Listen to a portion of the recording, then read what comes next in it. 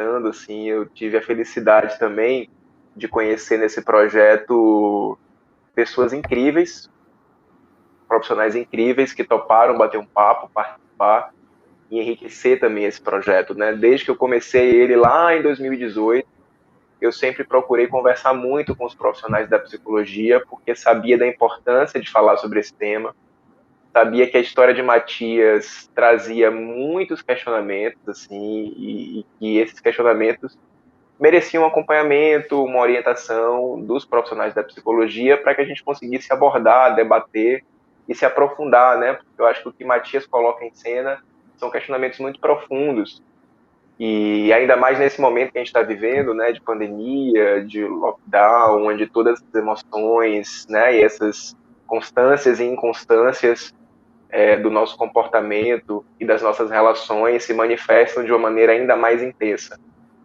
Então, vamos aproveitar o nosso tempo, dar boas-vindas às nossas convidadas de hoje e ao nosso convidado, que é o João Eudes, representando hoje o CVV, que vai falar um pouquinho aqui para a gente sobre esse trabalho importantíssimo que o CVV desenvolve. Então, vamos aos pouquinhos. Aos pouquinhos eu vou passando a palavra para o nosso convidado, para as nossas convidadas, e vou apresentando também ele e elas para vocês. Então vamos começar já ouvindo um pouquinho, o João já está aí com a gente, para falar um pouquinho, João, sobre o CVV, o que é o CVV, qual é o trabalho que o CVV desenvolve, como as pessoas podem recorrer ao CVV para obter ajuda, ou também, né, João, para de repente ser um voluntário ou voluntária do CVV. Bem-vindo, João, mais uma vez.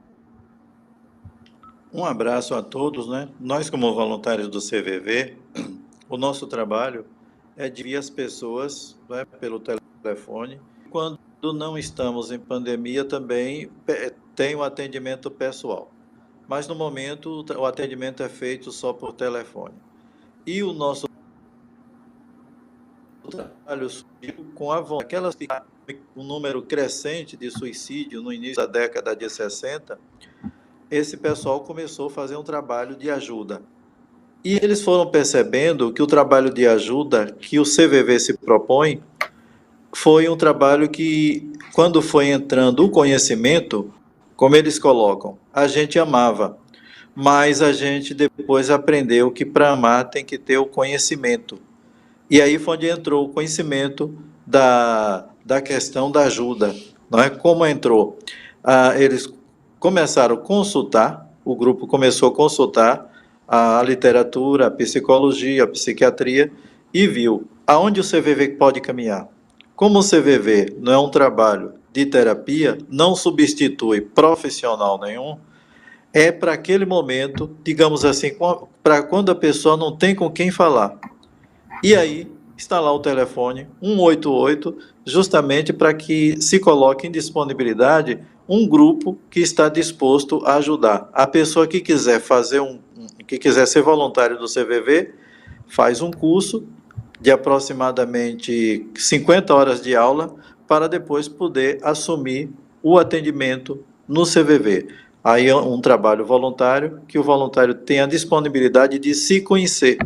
Eu tenho que me perceber como é que eu estou para que eu possa atender aquela pessoa que vai ligar para o CVV, com acolhimento, com amor, com respeito, com confiança na capacidade que a pessoa tem de crescimento, né? Eu estava vendo ali no início da peça, quando ele fala, nós estamos chegando na casa cheia com a alma vazia.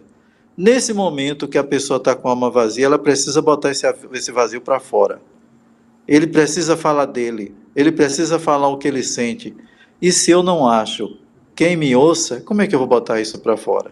Como é que eu vou botar esse vazio para fora? Essa não compreensão que as pessoas não têm para comigo. Então tá aí uma boa noite para vocês e que possamos continuar divulgando o trabalho, a prevenção, o saber ouvir, para que possamos compreender, respeitar e aceitar o jeito de cada um. Um abraço para todos. Obrigado, João. Eu que agradeço a você, viu? O CVV é um parceiro desde o início do projeto, porque também a gente procurou conhecer tanto o CVV como a ABEPS, né, que é a Associação Brasileira de Estudo de Prevenção ao Suicídio. A gente sempre procurou esses dois parceiros desde o início por entender a importância e também por conhecer assim, o trabalho de grupos como esses, que já há um tempo vem se debruçando sobre essas questões, né? E que já tem um trabalho também de acolhimento, de prevenção e de estudos de como a gente pode contribuir.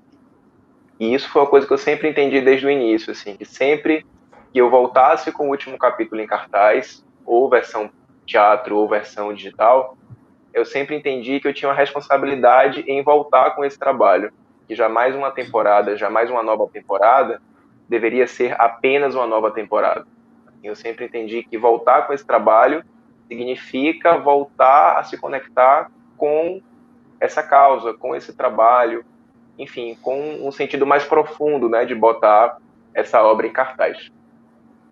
Então, eu vou passar agora a palavra para nossa outra convidada de hoje, queridíssima também, Ana Lucena de Sá, que vai falar um pouquinho sobre o tema Me Descubro em Nós, reflexões sobre os desafios contemporâneos nas relações pessoais. Ana é psicóloga especialista em teoria e práticas clínicas em atenção psicossocial, gestalt terapeuta e cofundadora do grupo terapêutico Me Descubro em Você, uma experiência de cuidado para adolescentes. Integrante da coletiva Muitas Psi, de psicólogas feministas, e atua em consultório particular. Ana, meu bem, bem-vinda mais uma vez. E agora o que é que você pode trazer para a gente, né? A gente esteve praticamente juntos há quase um ano, assim, né? Menos um pouco, mas assim, vivemos já um tempo, né, entre o nosso último encontro e agora. O que é que você traz para a gente, assim, que nesse tempo se aprofunda, né, como reflexões, como reflexão sobre as nossas relações pessoais, desde sempre e também nesse momento especial que a gente está vivendo, né? Bem-vinda. Sim. Obrigada, querido, mais uma vez, parabéns. É um projeto incrível que consegue costurar, né, o teatro com a psicologia de uma maneira muito, muito integrada. Eu fico feliz de fazer parte de novo. Da outra vez a gente veio falando um pouco mais focado em adolescência, por conta do trabalho que tenho com Carolina Pinheiro, o Me Descubro em Você, que você apresentou aí. Mas agora falando de um outro foco, numa dimensão mais ampliada sobre relações interpessoais nesse período pandêmico, né? E passado mais um tempo também, afinal a gente se falou, acho que foi setembro ou outubro, e a gente já está há mais de um ano em pandemia, mais de um ano com muitas restrições, né? O que no começo parecia passageiro, novidade, agora se estabelece como modo de vida, né? Então, uma coisa que eu acho importante é a gente refletir sobre essa questão das relações interpessoais, quando eu parei para pensar, algo que eu acho fundamental a gente lançar como base para discussão e provocação aqui, num país desigual como o nosso, né, os desafios das relações interpessoais nesses tempos pandêmicos são os mesmos para todo mundo, né? Então, para partir para uma fala sobre relações interpessoais, relações pessoais na pandemia, eu acho importante partir de um ponto que leva em consideração a questão social, né? A gente vive num país extremamente desigual e a pandemia acirrou, mais ainda e também fez emergir mais para os olhos de quem talvez ainda não tivesse se dado conta essa desigualdade e os modos de vida na pandemia e os modos de relacionamento também vão variar muito de acordo com as realidades. Então, do comecinho, né, da pandemia, em março do ano passado, para cá, quantas discussões a gente já teve e observações sobre essa questão da desigualdade. E aí, essa noção de que o macro, né, a questão social, vai ter uma interferência muito forte no sofrimento individual, na subjetividade, né? Então, como cada pessoa vive, vai ser muito atravessado pela questão social. E agora, no momento em que a gente vive, aqui na Bahia, a gente está com uma série de restrições mais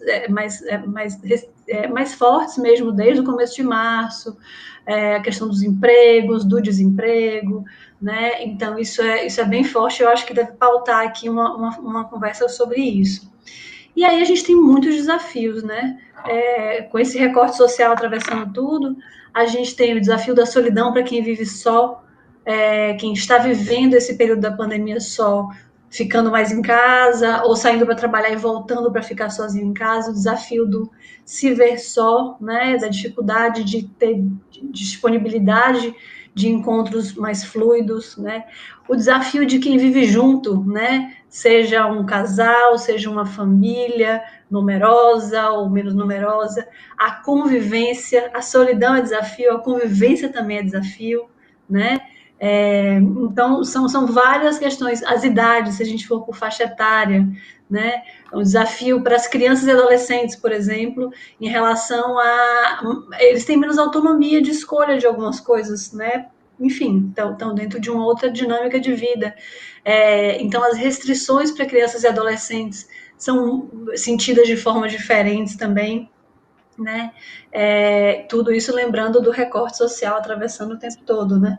Então, são alguns pontos que eu acho importante a gente ir treinando o olhar para a gente enxergar mais amplamente o que a gente quer dizer quando a gente fala desafios das relações pessoais nesse período pandêmico. Tem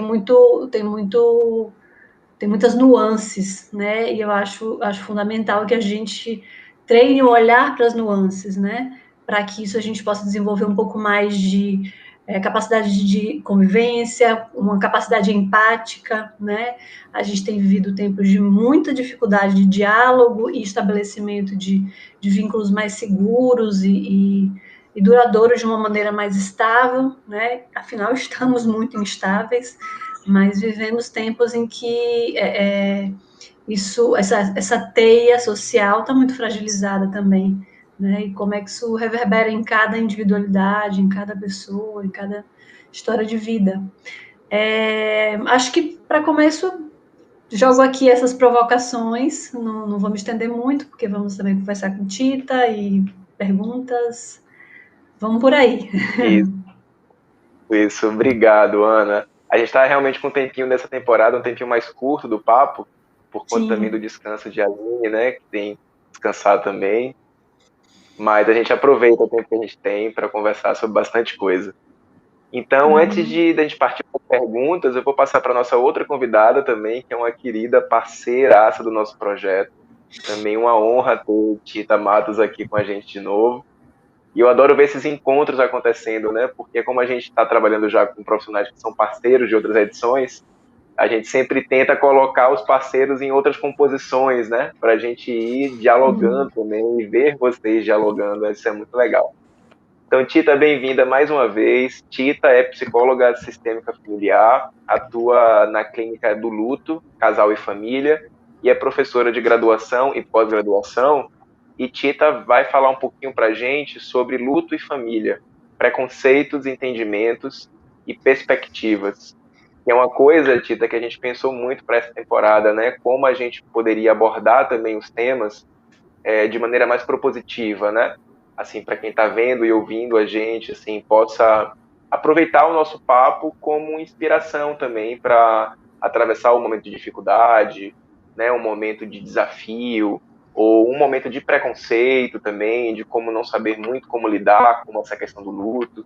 Então, o que é que você pode trazer aí para a gente como já pontos importantes de observação e de reflexão sobre esse tema? Vamos lá. Boa noite, né? Obrigada mais uma vez pelo convite. A gente troca algumas figurinhas com o Danilo, né? E aí, conhecendo a Ana, a gente falou assim, é muito bom essa troca, né? Eu queria começar primeiro, não poderia deixar de começar a minha fala para falar de família, saudando aqui as 318 mil famílias que perderam pessoas, entes queridos, pais, filhos, esposas, avós, tios, primos, para o Covid, né?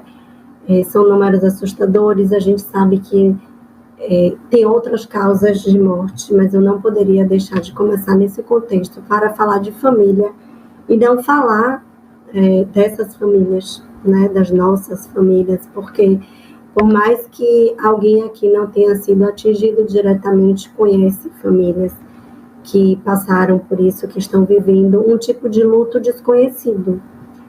Porque se falar do luto, viver o luto, já é algo tão difícil e que é um tabu na nossa sociedade, não poder se despedir, não poder estar do lado, não poder viver esses rituais, às vezes receber cinzas meses depois, isso gera um impacto maior, um impacto diferente do que a gente já conhece, né? Então, é preciso falar, e tem tudo a ver com o que a Ana trouxe, né? Como é que essas famílias estão se conectando, como é que essas famílias estão encarando a situação da pandemia e somado às perdas, né? Quando eu vi o tema, Danilo, e eu fiquei pensando assim, preconceito, né?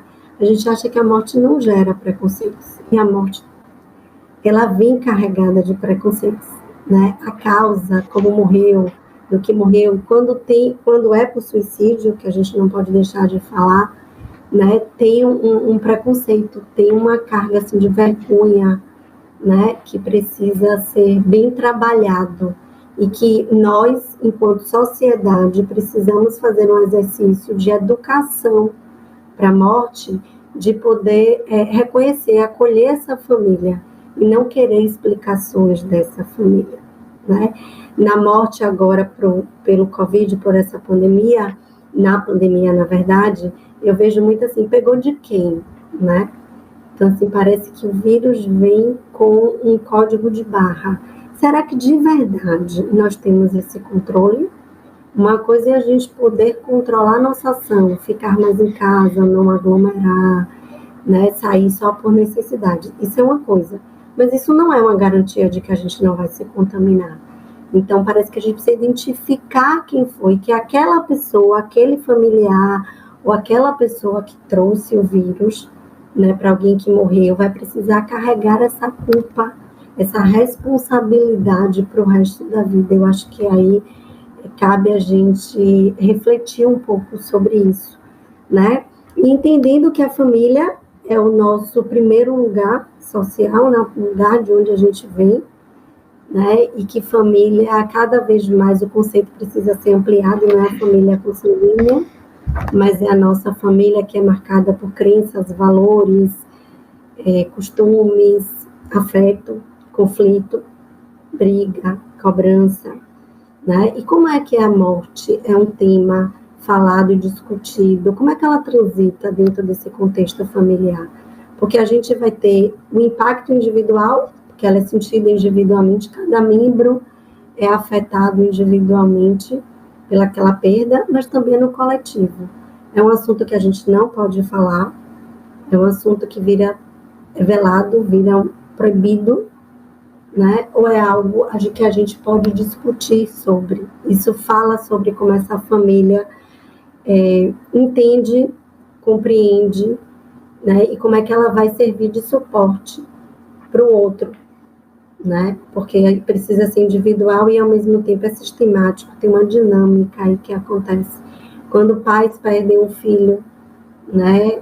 Conflitos a partir dali, crises a partir dali são desencadeadas, e como é que a gente lida com isso, né? E para abrir aí o espaço, né?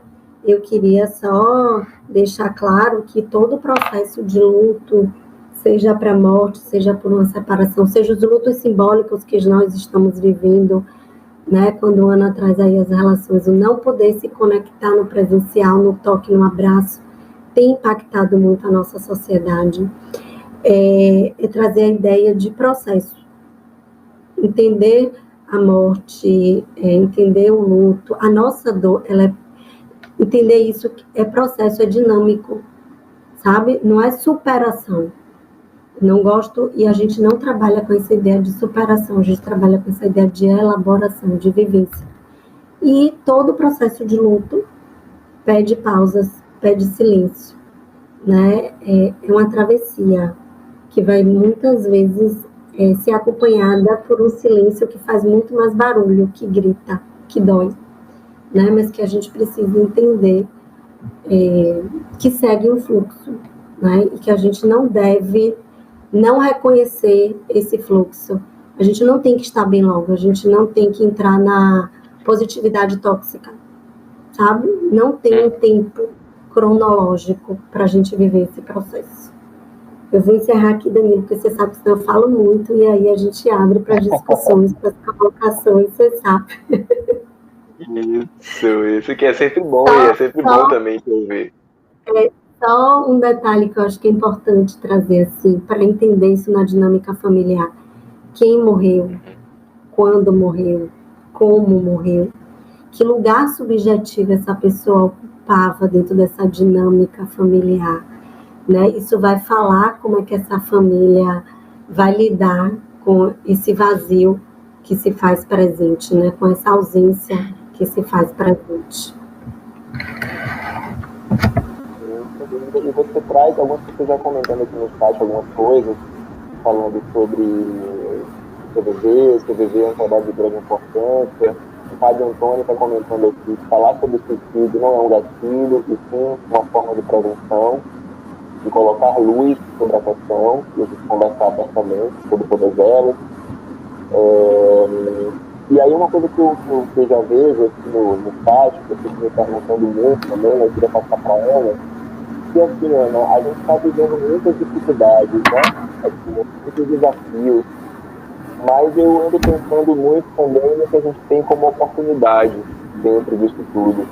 E quando a gente pensa nas relações pessoais, sejam as afetivas, né, os relacionamentos amorosos, os familiares, até que esse momento de dificuldade pode também oferecer para isso como oportunidade.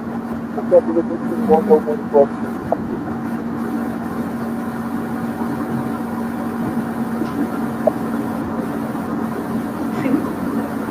Cortou. Cortou um pouquinho. Pronto, melhorou. Cortou um pouquinho, Danilo. Aí. Melhorou? Voltou.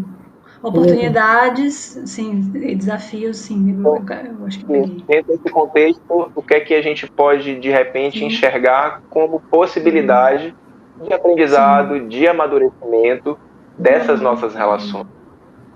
Sim.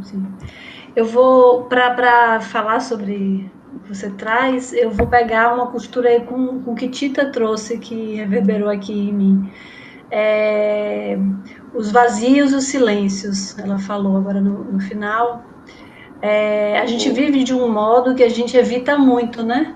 Vazio, silêncio, a gente vive num mundo ruidoso, imagético, cheio de informação, cheio de opinião, né? Então, a gente evita muitas vezes esses lugares que a gente acaba temendo, né? O lugar do vazio, o lugar do silêncio.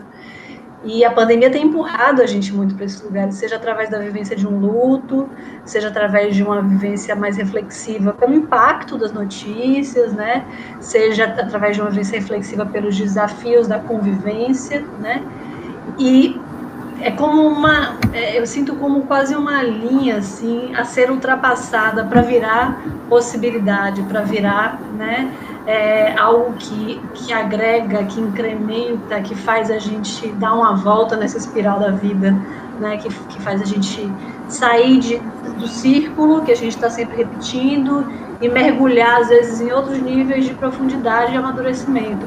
Então, se deparar com lugares difíceis, por exemplo, numa relação, uma convivência doméstica, familiar, intensificada pela pandemia, você poder ir além, né, da repetição, que muitas vezes as pessoas coabitavam, praticamente se encontravam para dormir, falavam muito pouco, esse silêncio preenchia os espaços, às vezes até com palavras, mas um dito muito mecânico, né? Então, eu acho que tem uma possibilidade aí de aprofundamento de relações, né? Tem a distância física, mas se a gente se move em direção à pessoa por outros meios, telefones, as tecnologias, eu sei que há um cansaço também disso, mas enfim, é uma forma da gente alcançar, uma vez que estamos em distanciamento, como a gente pode ultrapassar essa linha que dá medo, do vazio, do silêncio, e alcançar um lugar de mais profundidade nas relações, né? Aquilo que eu falei na abertura, de um lugar mais empático, menos julgador, né? Em que você pode tentar acessar não necessariamente aquela visão clássica de empatia, de se colocar no lugar do outro, que eu acho que às vezes é até mal interpretada, é mal entendida. É um movimento em direção é um movimento de abertura para o encontro, né? E muitas vezes vai passar por lugares desconfortáveis, e que antes a gente estava se acomodando em relações um pouco mais superficiais, talvez, né? E eu acho que uma possibilidade é de grande aprofundamento. Tanto que a gente está vendo alguns casamentos terminando, algumas histórias se firmando mais, né? Não só essa relação a gente está vendo também histórias se firmando mais, né? Vidas sendo geradas, né? Então, tem muita coisa acontecendo desses aprofundamentos que eu acho que sim, são possibilidades de incremento aí de maturidade, de vivência. Bacana. Engraçado ouvir você, Ana, falar sobre isso, que eu separei aqui um trechinho, até para poder ler, pode ser agora também, então um trechinho da Maria Lúcia Homem, chamado Lupa da Alma, ou Quarentena Revelação. Você está falando no final. Tá. O nome é massa, já gostei, já fiquei curiosa. Isso, o nome é Lupa da Alma, Quarentena Revelação. Qual o impacto psíquico da pandemia? Um livro sobre os insights, sobre o que ela chama de maior laboratório subjetivo da história humana. E aí ela faz a abordagem em vários aspectos. Né? Ela começa falando sobre os insights do eu, como primeiro capítulo. Assim, tudo que o eu vive e pode viver dentro de um contexto como esse. E depois ela coloca o eu em várias situações, né? Nas relações familiares, nas relações afetivas, em como esse eu ele vai atravessando vários níveis de desafios num contexto como esse de pandemia, e o que é que vem à tona, né? O que é que ilumina, assim, o que é que a alma revela quando essa grande lupa é colocada sobre ela dentro de um contexto de quarentena, de pandemia, de isolamento. Aí eu separei um textinho, eu leio pro final, Mas você queria falar alguma coisa? Uma coisa que me ocorreu a partir de sua fala, esse lugar, às vezes, nas relações íntimas e na convivência, seja com pessoas de trabalho e tal, que a pandemia também traz, que tá todo mundo muito mobilizado, muito mexido de alguma forma, para algum lado as pessoas estão se mobilizando, né, sendo impactado de alguma forma. A gente também, nesses encontros, se disponibilizar mesmo que a gente conhece há 30 anos, olhar com olhos de essa pessoa também está mudando, como eu estou mudando, essa pessoa também está mudando. Então, uma abertura para um reconhecimento, que mais uma vez sai daquele lugar costumeiro da repetição, né? Eu acho que ele entrou aqui na blusa, teu. Então, entender que as pessoas também estão mudando o tempo todo. Então, meio que sou casada há 30 anos, é sempre a mesma coisa. Será que é sempre a mesma coisa? Aquela pessoa também está passando pelo processo todo, né? E como é que é treinar o olhar para, de repente, vê-la desconhecendo um pouco ela, procurando o que nela está movendo essa vivência toda, se disponibilizando a esse nível de troca, né? Enfim, me ocorreu isso quando estava te ouvindo.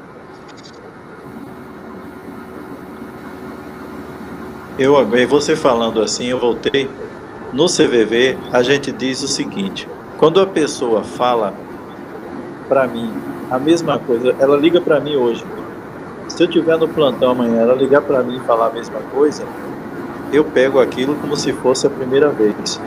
É o sentimento dela. Né? Interessante isso aí.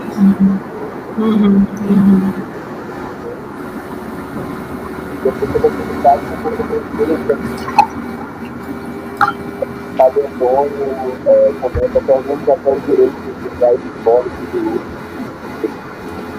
Danilo, você repete aí, por favor, porque está cortando aqui. Aí. Vocês estão me ouvindo? Agora sim. Agora tá melhor? Tá. Melhorou. Pronto. Agora sim. Pronto. Se tiver qualquer coisa, vocês podem interromper, que a gente já acontece aqui. Mas estava falando dos comentários do chat, né? Estou falando aqui sobre o luto, sobre os lutos simbólicos, de todas as nossas formas de perdas. E apareceu aqui também a questão do luto como uma grande travessia, né? Essa imagem é muito forte, assim, do luto como travessia. E aí, de repente, como é que você consegue enxergar, né? Porque acho que tem um momento que essa situação acontece, existe essa travessia, é esse momento onde muitas coisas acontecem na vida de quem passa por um processo como esse.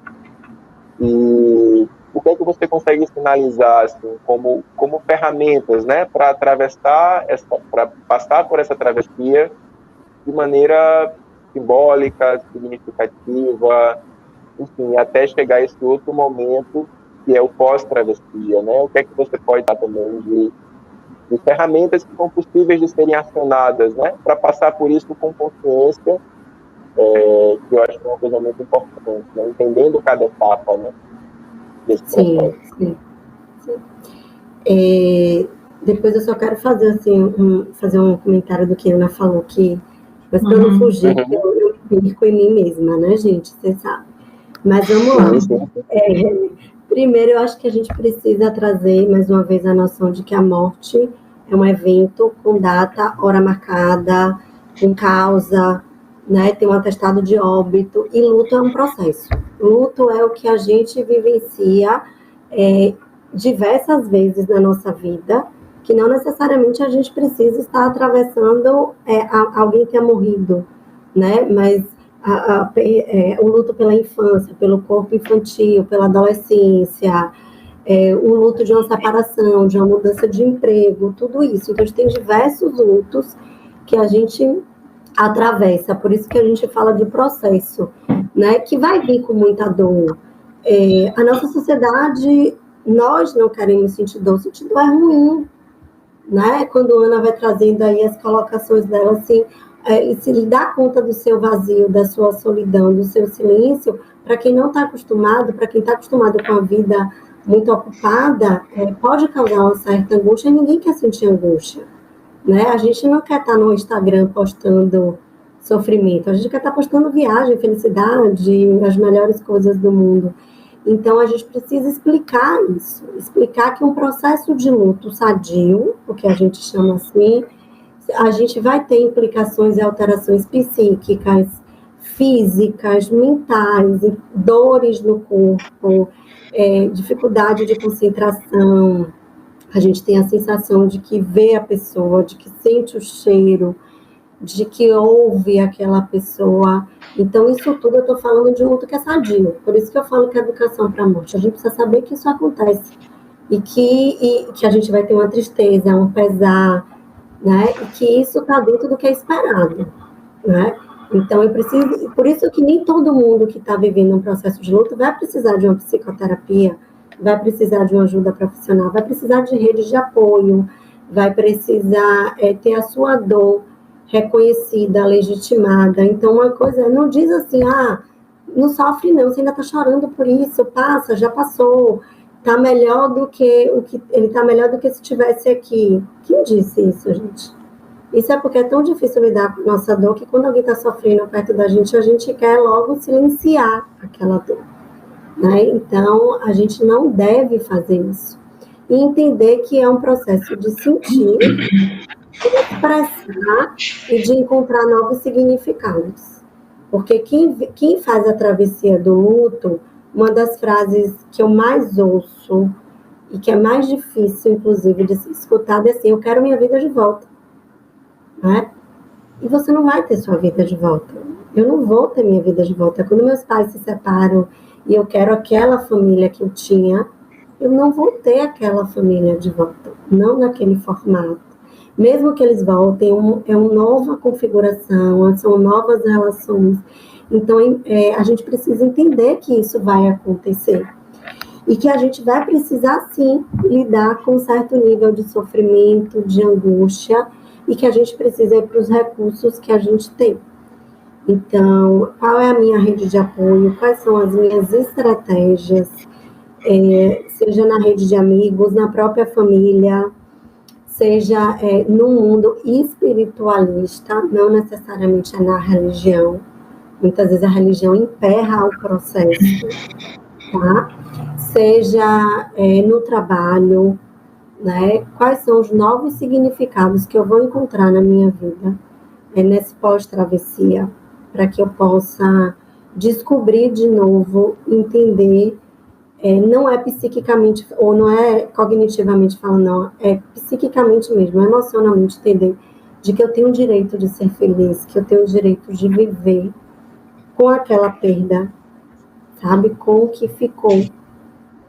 E entender que eu acho que ajuda muito, Danilo, é quando a gente explica para as pessoas que o processo de luto não é esquecer, não é tirar o outro, ele continua na sua história, né? Às vezes as pessoas ficam angustiadas e acham que vou ter que esquecer. Como é que eu vou tirar meu medo? Não, você não vai tirar, né? Faz parte da sua história, só que agora vai estar em um outro lugar, sejam nas memórias, sejam em determinado espaço, lugar, né? De algo que tenha significado para aquela pessoa. Sim. Iris, foi maravilhoso. E aí, uma pena a gente ter que começar já a se despedir por conta do nosso horário. Eu vou ler, engraçado, é muito fantástico quando você fala também agora, no final. Traz o microfone para perto, Danilo. É exatamente. E agora? Aí. Melhorou? Sim. E é exatamente o que eu trago aqui como provocação, né? Porque eu fiquei pensando muito, assim, já que hoje é o nosso último Continue papo... falando para. Vocês estão me ouvindo? Bem? Agora melhorou. Agora sim. Então eu fiquei pensando muito, assim, o que eu poderia trazer, assim, porque sendo o último papo, né, dessa temporada, o que é que eu poderia trazer como texto, como reflexão, para que a gente terminasse pensando juntos, né? E é muito bom, porque tudo que vocês falaram está muito dentro do trechinho. E aí? Não, tá tudo bem. Eu dentro do trechinho, pode falar. Um complemento da fala de Ana, que me tocou muito, que é assim, você vai ler aí o trecho e tem a ver com essa questão da pandemia. A gente tem vivido vários estágios, fases, etapas, sentimentos nessa pandemia, né? E uma coisa que eu acho que a gente está se deparando agora, depois de um ano, é como é que eu me conecto? Como é que eu estou nas minhas relações? Porque antes a gente achava que tinha muitos amigos, que tinha muitas pessoas, porque a gente ia para os aniversários, a gente ia para as festas, a gente abraçava, a gente encontrava as pessoas. E agora a gente não tem mais isso. Então, será que eu ligo para as pessoas, eu procuro saber delas, eu recebo isso delas também? Como é que a gente está se conectando? Não é como o outro, mas como eu me conecto com as pessoas nesse contexto atual? Né? Quais foram os vínculos que eu fui buscar, que eu fui reconstruir, que eu fui refazer, né? Ou não, né? Como é que eu estou me conectando? E aí, quando a Ana falou, eu fiquei pensando muito nesse momento atual. E o medo, né? Você falou assim, me lembrou do medo. Por exemplo, você vem na minha casa, eu digo, não venha não, né? Porque eu não posso te receber. Então esse medo está muito forte, né? E quando falou ali, eu me lembro de quando na peça, quando ele diz assim: você sabe o que eu estou sentindo? Você dizer é melhor para mim? É melhor? Você sabe o que eu estou sentindo? Você está na minha pele? Né? Interessante isso aí também. Né? Sim. Então vou ler o trechinho para vocês fazerem as considerações finais. Que é um trecho que fala sobre tudo isso que a gente já estava conversando. Nesse trecho, Maria Homem começa falando: insights e descobertas podem acontecer em tempos tão insólitos como esse? Sim. E talvez, sobretudo por isso, não existe transformação sem dor. Sem a dor de uma experiência de atravessamento. E há várias formas de fugir de um encontro consigo mesmo. Tantas que vivemos e que conhecemos. E mais algumas, pois nossa criatividade é imensa. Mas há outras muitas formas de enfrentamento e de preparo para poder olhar tranquilamente para o que é o retrato do seu próprio ser, que agora talvez nos apresente. Aqui está um tempo possível, sim, para novas descobertas. E se a gente tiver coragem de aprender a sustentar o silêncio, talvez dê para escutar algumas notas de uma possível nova melodia. Por que tanta falação do mundo? Por que tanta barulheira do mundo? Para fugir desse ponto. Ficar olhando para fora, para o outro, mais feio que eu, mais belo que eu, mais tudo ou mais menos que eu. Esta é sempre uma distração. E quais as condições para se descobrir o novo?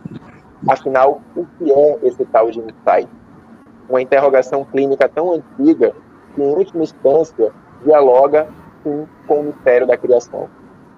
E como algo se gesta em nossa mente e vem à consciência.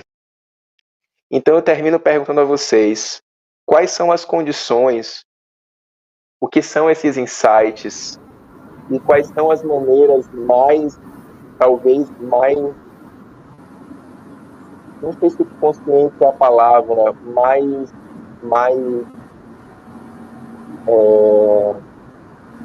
mais inteira, talvez, de colocar diante desse novo, né? Vocês falaram muito da angústia, eu estava vendo um outro vídeo da Maria Homem também falando sobre angústia como um ponto de desafio, né? Que ela acaba propondo também a angústia como um grande ponto de um portal para um novo momento, para uma nova descoberta.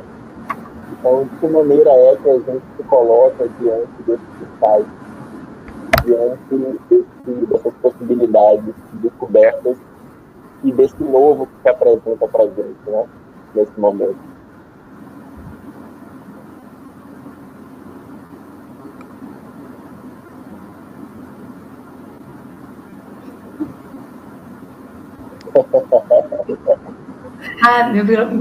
Meu microfone estava fechado, posso falar? Porque, inclusive, eu espero que o novo, o nosso próximo encontro, seja pessoalmente. Que a gente possa se encontrar pessoalmente na próxima edição. Uhum. Então, sim, eu me coloco diante do novo, assim, entendendo tudo que ele está me ensinando, tudo que ele está me revelando como possibilidade de aprendizado, numa dimensão pessoal, numa dimensão profissional. Jamais me imaginei aqui numa tela, que há um ano atrás, a gente disse, Danilo, vamos botar o espetáculo online, eu diria, do jeito que o negócio é teatro, o negócio é estar no palco, é encontrar com as pessoas. E hoje eu me vejo aqui vivendo uma experiência linda com vocês, com essa equipe, vivendo esse projeto que eu jamais imaginei, nem que eu fosse faltar, nem que eu fosse conseguir. Então, eu me vejo muito assim, num lugar, pessoalmente, profissionalmente, vivendo descobertas muito profundas, assim, muito transformadoras, que eu jamais imaginei, né, que eu fosse viver em tão pouco tempo. E claro que identificando o meu lugar de privilégio, porque casa, porque uma estrutura para isso, porque não é todo mundo tem acesso, felizmente. A gente vive um mundo, um país absolutamente desigual. Mas tendo essa consciência, de que maneira, né, a gente pode se colocar diante desses insights que aparecem, né? Diante dessas iluminações e dessas possibilidades de crescimento, mesmo que atravessando um momento de dificuldade, né? Você falando me fez pensar, Danilo, de um conceito que a gente tem na gestalterapia, que é a abordagem que eu trabalho, que é o conceito de vazio fértil. Você falou de criatividade e me levou para essa ideia do vazio fértil, né? Nada se cria se a gente não dá espaço, né? Então, para emergir algo novo, para se criar, é preciso que haja espaço. Então, quando a gente falou do evitar o silêncio, evitar muita coisa, muita evitação faz que a gente endureça o modo de vida, né? E não visite esse lugar. Não sei, eu acho que é um conceito que até a fala, o título dele é meio autoexplicativo. É um vazio que gera fertilidade, né, que pode ser através do silêncio, pode ser através de um aprofundamento de relação, pode ser através do desconcerto com o absurdo, com o novo, com o inesperado, mas é o que o texto de Maria Homem fala, sustentar esse lugar por um tempo, não só evitar, né, sustentar esse lugar, às vezes é de vazio, para que o novo brote aí também. A criatividade vem muito desse lugar do vazio fértil. Acho que é uma coisa a se refletir aí, a partir da sua provocação. Obrigado, Ana. Rita? Eu acho que a gente foi obrigado, né, nem convidado, a sair do lado de fora e a vir para o lado de dentro, enquanto a gente estava acostumado a estar muito do lado de fora, né? Estar em casa era coisa do desocupado, né? E aí a gente veio para casa, a gente precisa olhar para a gente, para as nossas relações, a gente precisa olhar para os nossos vazios e se deparar com o lado sombra, porque a gente não estava acostumado a conviver.